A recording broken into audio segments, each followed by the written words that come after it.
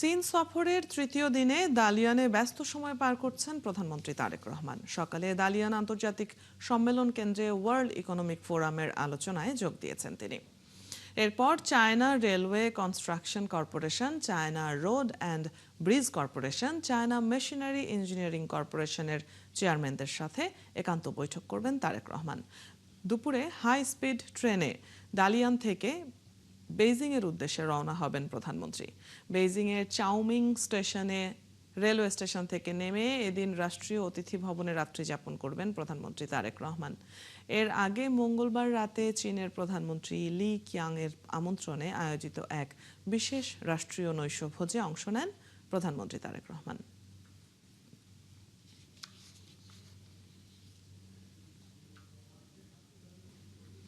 এই মুহূর্তে বিশ্বের দ্বিতীয় অর্থনীতির দেশে বাংলাদেশের প্রধানমন্ত্রী। দেশটির সাথে বাণিজ্যিক সম্পর্ক আরও বাড়ানো নিয়ে চলছে আলোচনা। সম্প্রতি চীন সফর করে আসা বাংলাদেশ ব্যাংকের মুখপাত্র মনে করেন, শিল্প কারখানায় কারিগরি সহায়তার পাশাপাশি দেশটিতে রপ্তানি পোশাকের দিকে নজর দিতে পারে বাংলাদেশ। একজন বিশেষজ্ঞ মনে করেন, প্রধানমন্ত্রীর সফরে প্রত্যাশার চাইতে প্রাপ্তির পাল্লা ভারী হতে পারে। অনুপ অধিকারী তরুণের প্রতিবেদন।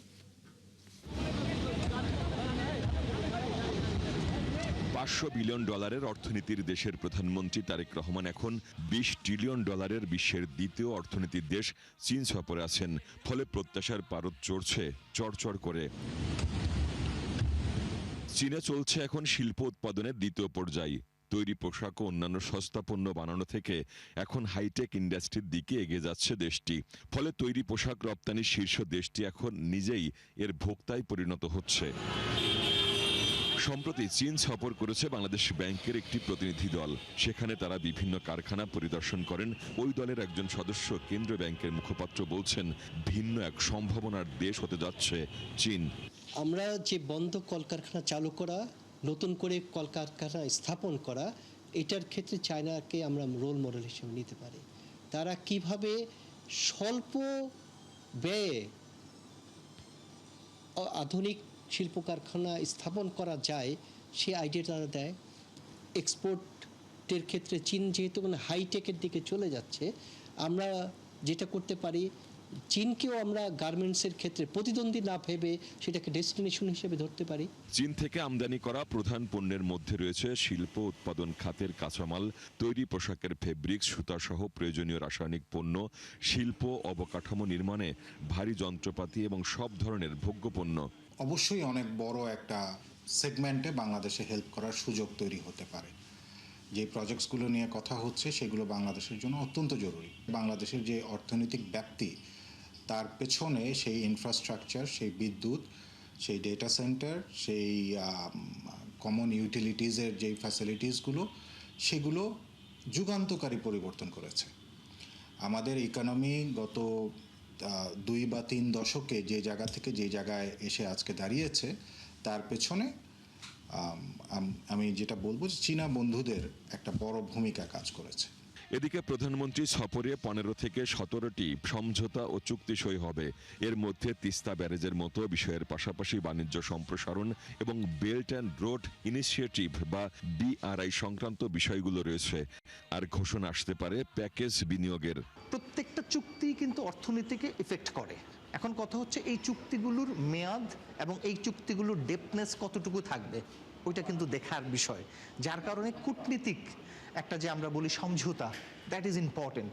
আমি বিশ্বাস করি বর্তমানে যারা উপদেষ্টা হিসেবে প্রধানমন্ত্রীর সাথে কাজ করছেন, তারা যথেষ্ট বিচক্ষণ এবং তারা এই দীর্ঘমেয়াদী চুক্তি অথবা স্বল্পমেয়াদী চুক্তির মধ্যে কি কি ইনপুট থাকা উচিত, সেটার ইফেক্ট কি হবে এবং এটা থেকে বাংলাদেশ কতটুকু প্রাপ্য অর্জন করবে, সেগুলো অবশ্যই খুঁটিয়ে দেখার মতো তাদের যথেষ্ট যোগ্যতা রয়েছে। এই সফর নিয়ে বেশ আশাবাদী অর্থনীতিবিদরাও। তারা আমাদেরকে বড় ধরনের ঋণও হয়তো দিতে পারেন। কিছু কিছু অবকাঠামো এগুলোতে তারা বিনিয়োগ করলে সেগুলো আমাদের ব্যক্তি খাতের জন্য এটা ইতিবাচক হবে। আবার ফরেন ডাইরেক্ট ইনভেস্টমেন্ট, বৈদেশিক বিনিয়োগ আনয়নের জন্য এটা আমাদের কাজে লাগবে। সুতরাং সেখানে চীনের সাথে দ্বিপাক্ষিক সম্পর্কটাকে বাংলাদেশের অর্থনৈতিক উন্নয়নের একটা বড় অনুঘটক হিসেবে আমরা কাজে লাগাতে পারবো। 24 জুন চীনের বন্দর নগরী দালিয়ানে ওয়ার্ল্ড ইকোনমিক ফোরামের সামার সম্মেলনে অংশ নেওয়ার পর বেইজিংয়ের উদ্দেশ্যে ট্রেনে উঠবেন প্রধানমন্ত্রী তারেক রহমান। অনুপ অধিকারী, তরুণ, ৭১, ঢাকা। নওগাঁর সাপাহারের পাতারি সীমান্ত দিয়ে নারী পুরুষ সহ অন্তত 9 জনকে পুষিনের চেষ্টা করেছে ভারতীয় সীমান্তরক্ষী বাহিনী বিএসএফ। বিজিবি জানায়, আজ ভোরে নওগাঁর সাপাহার আদালতলা সীমান্ত দিয়ে তাদের বাংলাদেশে পুষিনের চেষ্টা করা হয়। এদের মধ্যে 3 জন পুরুষ, 3 জন নারী ও 3 জন শিশু রয়েছে। খবর পেয়ে আদাতলা সীমান্ত চৌকির বিজিবির টহল দল গিয়ে প্রতিরোধ করে। বর্তমানে ওই 9 জন ভারত ও বাংলাদেশের 2 দেশের শূন্য রেখায় অবস্থান করছেন। পরিস্থিতি নিয়ন্ত্রণে রাখতে ওই এলাকায় বিজিবির অতিরিক্ত সদস্য মোতায়েন করা হয়েছে।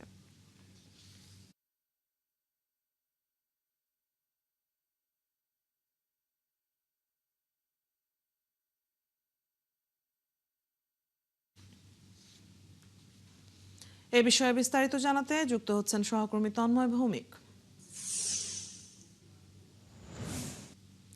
তন্ময়, শূন্য রেখায় যারা এখন অবস্থান করছেন তাদের বিষয়ে কি সিদ্ধান্ত হতে পারে, কিছু জানতে পেরেছেন কিনা? এছাড়া নতুন করে আর কাউকে পুষিনের চেষ্টা কি করা হয়েছে কিনা নওগাঁর সীমান্ত দিয়ে?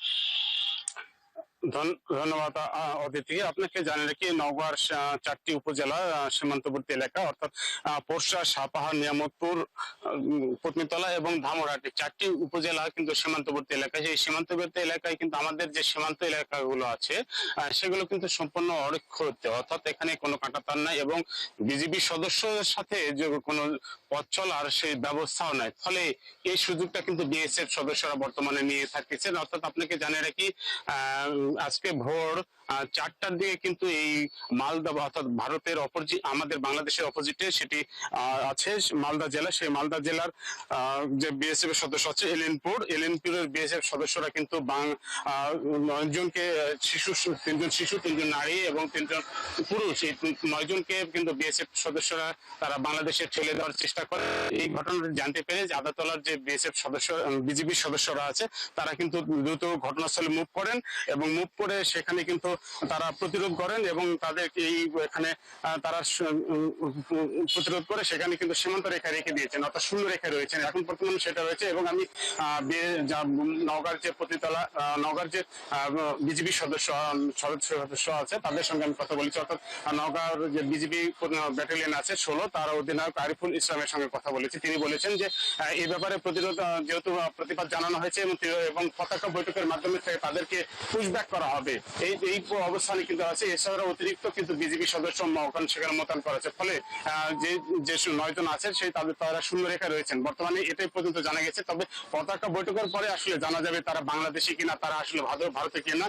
তারপরে যে আছে সেটা নিয়ে প্রক্রিয়ার মাধ্যমে সেটা যদি হয় সেটা ফেরত নেওয়া হবে, কিন্তু এইভাবে অবৈধভাবে যে বাংলাদেশে পুশিং করবে সেটা কিন্তু আসলে মেনে নেওয়া হবে না। এবং স্থানীয় জনগণ সেখানে কিন্তু প্রতিরোধ জানিয়েছেন এবং প্রতিবাদ জানিয়েছেন। কঠোর অবস্থানে বিজিবিও আছে যেমনটি আপনি জানাচ্ছিলেন। তন্ময়, ধন্যবাদ এই মুহূর্তের খবর জানিয়ে দেওয়ার জন্য। দর্শক সহকর্মী তন্ময় ভৌমিক আমাদের সাথে যুক্ত ছিলেন নওগাঁ থেকে। বৃষ্টি ও উজানের ঢলে তিস্তা ও ধরলা সহ উত্তরাঞ্চলের কয়েকটি নদ নদীর পানি বেড়েছে। এই অবস্থায় তিস্তা ব্যারাজের অন্তত 44টি জলকপাট খুলে দেওয়া হয়েছে। এখনো বন্যা পরিস্থিতি তৈরি না হলেও নদী পাড়ের মানুষের মধ্যে দেখা দিয়েছে বন্যা আতঙ্ক।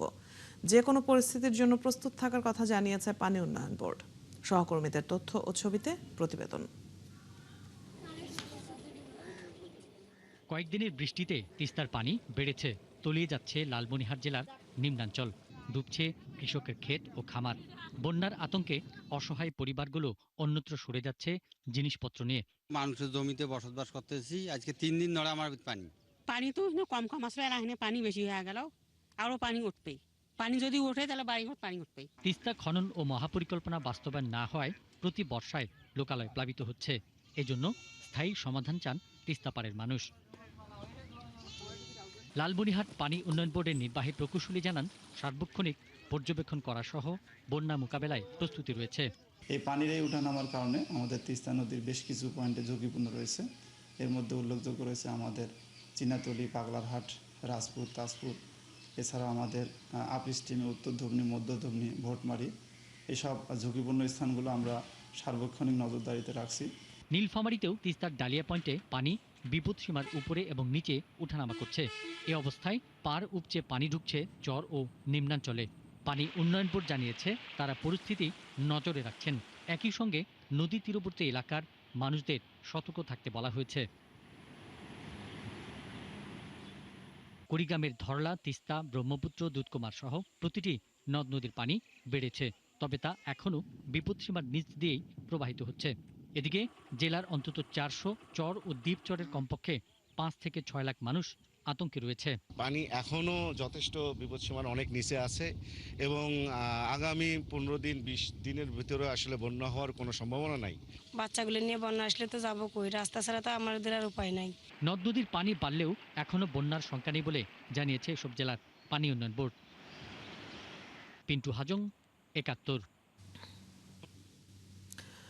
নীলফামারীতেও তিস্তার ডালিয়া পয়েন্টে পানি বিপদসীমার ওপরে নিচে ওঠানামা করছে। সেখানকার সবশেষ তথ্য জানবো এবারে। যুক্ত হচ্ছেন সহকর্মী বিজয় চক্রবর্তী কাজল। বিজয়, নদী তীরবর্তী কোনো এলাকায় কি পানি ঢুকেছে কিনা ইতিমধ্যে জানাবেন, আর পানি উন্নয়ন বোর্ড কি জানিয়েছে, কি ধরনের প্রস্তুতি তারা নিয়ে রেখেছে?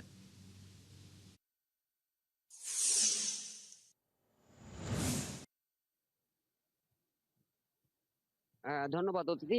প্রথমে আপনাকে জানিয়ে রাখি যে তিস্তা নদীর পানি গত শুক্রবার থেকে যে তিস্তার ডালিয়া পয়েন্ট ধরে সেখানে আপনার বৃদ্ধি পায়, যা এখন পর্যন্ত আজ সকাল 6টা পর্যন্ত যে নদীর পানি এই মুহূর্তে আপনার রয়েছে যে সকাল 6টায় 11 সেন্টিমিটার নিচ দিয়ে প্রবাহিত হচ্ছিল এবং সকাল 9টার পরে সেটি আরো কমে বর্তমানে 13 সেন্টিমিটার নিচ দিয়ে প্রবাহিত হচ্ছে।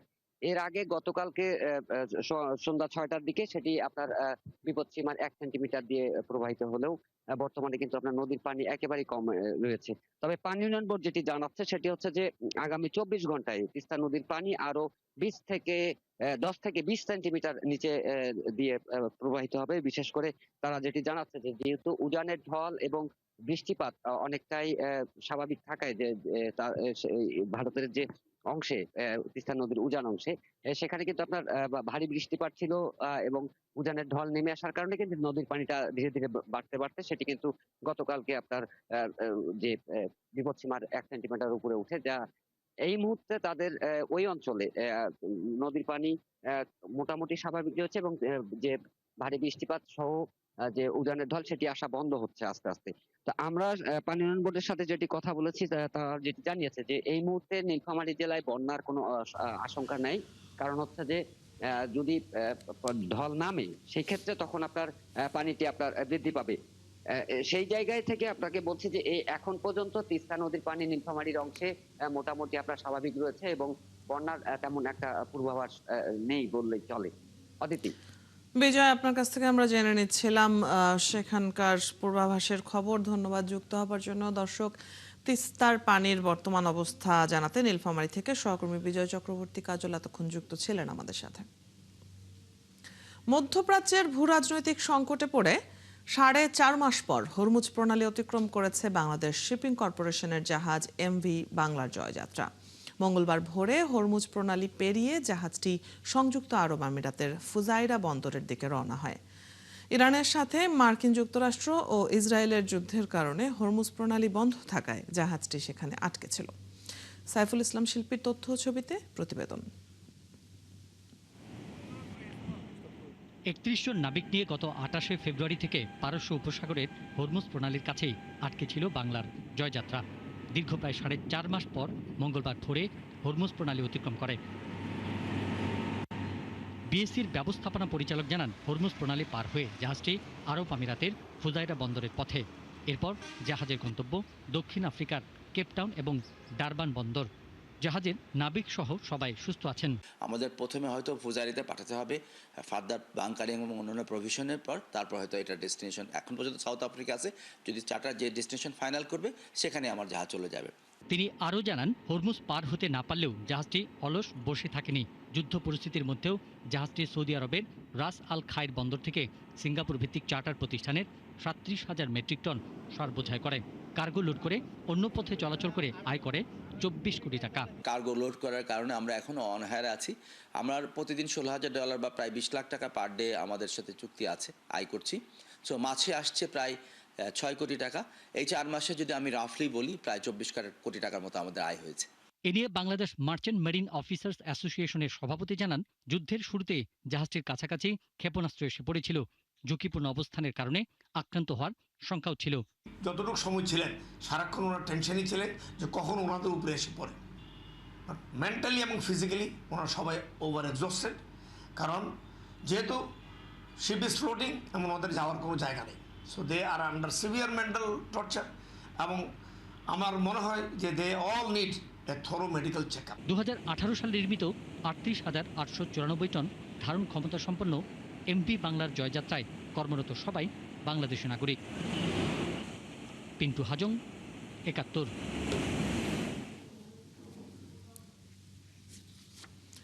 নথিপত্রে আসামি এখনো কারাগারে, অথচ বাস্তবে তিনি ঘুরে বেড়াচ্ছেন বাইরে। এমন ঘটনা ঘটেছে সাতক্ষীরায়। জজ আদালতে 1 বছর সাজাপ্রাপ্ত আসামি কোনো জামিন না নিয়েই অনায়াসে বেরিয়ে গেছেন কারাগার থেকে। এরপর আলাদা একটি মামলায় পুলিশের হাতে আটকের পর সামনে আসে এই চাঞ্চল্যকর তথ্য। জামিন ছাড়া আসামি কিভাবে কারাগার থেকে বের হলেন, সেই প্রশ্নের উত্তর খুঁজেছে 71 টেলিভিশন। বরুণ ব্যানার্জির তথ্য ও ছবিতে প্রতিবেদন। 2025 সালের 28 জুলাই এনআই অ্যাক্টের একটি মামলায় আসামি আব্দুল মাজেদকে 1 বছরের কারাদণ্ড দেয় সাতক্ষীরা যুগ্ম দায়রা জজ দ্বিতীয় আদালত। সেই অনুযায়ী 28 নভেম্বর তাকে গ্রেপ্তার করে পুলিশ। আদালতের নথিপত্র ও হিসাব অনুযায়ী আসামি আব্দুল মাজেদ এখন কারাগারে থাকার কথা, অথচ পুলিশের হাতে নতুন করে গ্রেপ্তারের পর জানা গেল আসামি বাইরেই ছিলেন। সাজাপ্রাপ্ত আসামিকে জামিন ছাড়াই বাইরে দেখে হতবাক মামলার বাদী সহ আইনজীবীরা। বিজ্ঞ আদালত আসামিকে পালাতক দেখিয়ে 1 বছর কারাদণ্ড এবং চেকে আর্জি বর্ণিত 11 লক্ষ টাকা জরিমানা করে। জামিন তো নেয়নি অলরেডি, এটা সম্পূর্ণ আদালত কারচুপি করে এই আসামিকে বেরোতে সহায়তা করেছে পরিকল্পিতভাবে এবং ষড়যন্ত্রমূলকভাবে। এই 1 বছরের স্থলে 1 মাস লিখে তাকে কারাগারে প্রেরণ করেছে। এই ষড়যন্ত্রের সাথে যারা জড়িত তাদেরকে খুঁজে বের করে দৃষ্টান্তমূলক একটা সাজা দেওয়া হোক। গত সোমবার ভিন্ন ভিন্ন ঘটনায় সাতক্ষীরার তালা থানা পুলিশের হাতে গ্রেপ্তার হয় কয়েকজন। এর মধ্যে একজন আব্দুল মাজেদ। পুলিশের দাবি, নন জিআর গ্রেপ্তারি পরোয়ানায় তাকে আটক করে আদালতে পাঠানো হয়েছে। এদিকে জামিন ছাড়া আসামি কিভাবে কারাগারের বাইরে ছিলেন সে বিষয়ে কথা বলতে রাজি হয়নি কারা কর্তৃপক্ষ। গ্রেপ্তার করার পরবর্তীতে আমরা যথারীতি 16 তারিখে আমরা সকালে কোর্টে তাকে প্রেরণ করি এবং পরবর্তীতে 17 তারিখে আমাদের কাছে আরও একটা গ্রেপ্তারি ওয়ারেন্ট, সাজা গ্রেপ্তারি ওয়ারেন্ট আমাদের কাছে আসে এবং আমরা পরবর্তীতে প্রাপ্ত হয়ে আমরা ওই ওয়ারেন্টগুলো আবার পুনরায় তাকে আমরা সোনারেজ দেখাই।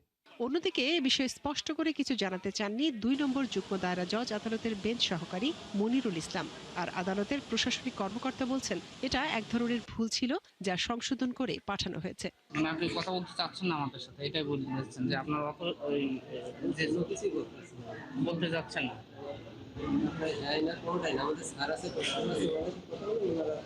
এটা হয়েছে ক্লারিক্যাল মিস্টেক হয়েছে, ক্লারিক্যাল মিস্টেক হয়েছে 1 বছর থেকে 1 মাস লিখে ফেলেছে, এবং সেটা আবার সংশোধন করে পাঠানো হয়ে গেছে তত সময় টানিয়ে। সেটা আপনি কনফার্ম করে সংশ্লিষ্ট কোর্টে আপনাকে বিচারকের নোটিশ দিতে হবে। মামলার আইনজীবীদের অভিযোগ, 1 বছরের সাজার জায়গায় ইচ্ছে করেই 1 মাস সাজা লিখে আদালতের আদেশ পাঠানো হয়েছিল কারাগারে। সেই অনুযায়ী সাজা ভোগ করেছে আব্দুল মাজেদ। বিচার ব্যবস্থার স্বচ্ছতা বজায় রাখতে এ বিষয়ে উচ্চ পর্যায়ের তদন্ত দাবি করেছেন আইনজীবীরা। মনিরা কাজুরি, 71। কুষ্টিয়া পৌর শহরের ঘনবসতি এলাকায় অস্থায়ী খোলা ডাম্পিং করে ফেলা হচ্ছে ময়লা আবর্জনা। এতে পরিবেশ দূষণ ও স্বাস্থ্য ঝুঁকিতে পড়েছে পৌরবাসী। দ্রুতই বর্জ্য ব্যবস্থাপনার উন্নয়নের কথা জানিয়েছেন পৌর কর্তৃপক্ষ। শাহিন আলীর পাঠানো তথ্য ও ছবিতে প্রতিবেদন।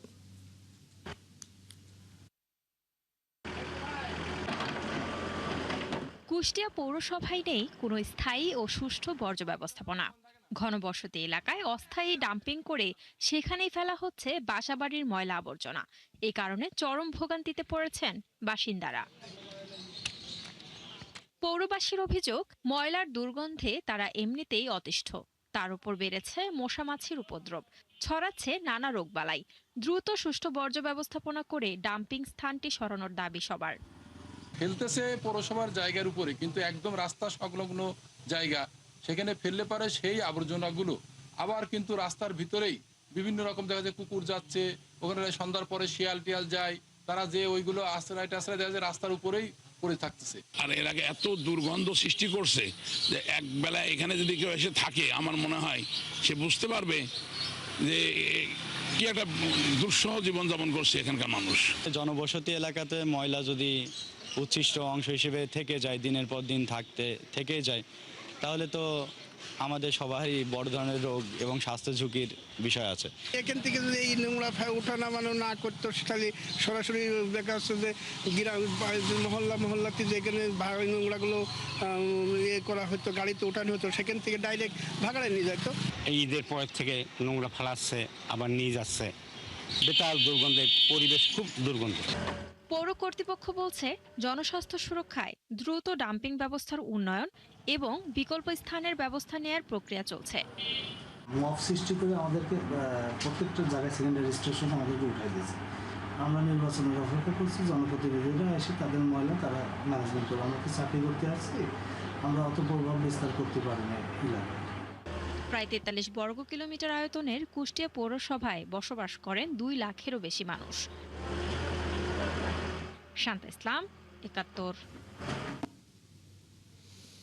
দর্শক, সমসাময়িক বিভিন্ন বিষয় নিয়ে এই মুহূর্তে সাংবাদিকদের সাথে কথা বলছেন প্রধানমন্ত্রীর রাজনৈতিক উপদেষ্টা রুহুল কবির রিজভী। আমরা সরাসরি শুনে নেব তার বক্তব্য। প্রাক্কালে দলের পক্ষ থেকে দেওয়া হয়েছে এবং আমাদের দলের চেয়ারম্যান প্রধানমন্ত্রী তিনি এটি দিয়েছেন। পাশাপাশি নানাবিধ উস্কানি আছে, নানা উস্কানিমূলক কথাবার্তা এবং দেশকে অস্থিতিশীল করারও বিভিন্ন প্রচেষ্টা আমরা দেখতে পাই এবং আমরা খুব খোলা চোখেই আমরা সেগুলো দেখতে পাচ্ছি। তো সেখান থেকে আমি মনে করি জনগণ অত্যন্ত সচেতন, তারা সমস্ত কিছুই বুঝতে পারছে। এই দেশকে আর কখনোই পরনির্ভর করা যাবে না।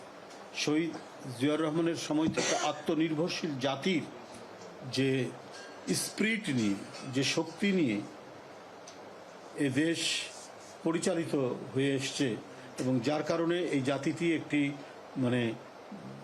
শক্তিশালী, আমাদের স্বাধীনতা, শক্তিশালী সার্বভৌমত্বের উপর প্রতিষ্ঠিত একটি জাতি এবং গণতন্ত্রকে আরও বেশি সুদৃঢ় করা এবং এর শিকড়কে আরও গভীরে প্রতিষ্ঠিত করার যে প্রচেষ্টা, সেটা বিএনপি বরাবরই করে এসছে এবং তারেক রহমান সাহেবের নেতৃত্বে সেটি আরও গভীর হবে, আরও গভীরতর হবে। প্রধানমন্ত্রীর রাজনৈতিক উপদেষ্টা রুহুল কবির রিজভীর কথা শুনছিলাম আমরা সরাসরি যুক্ত হয়ে।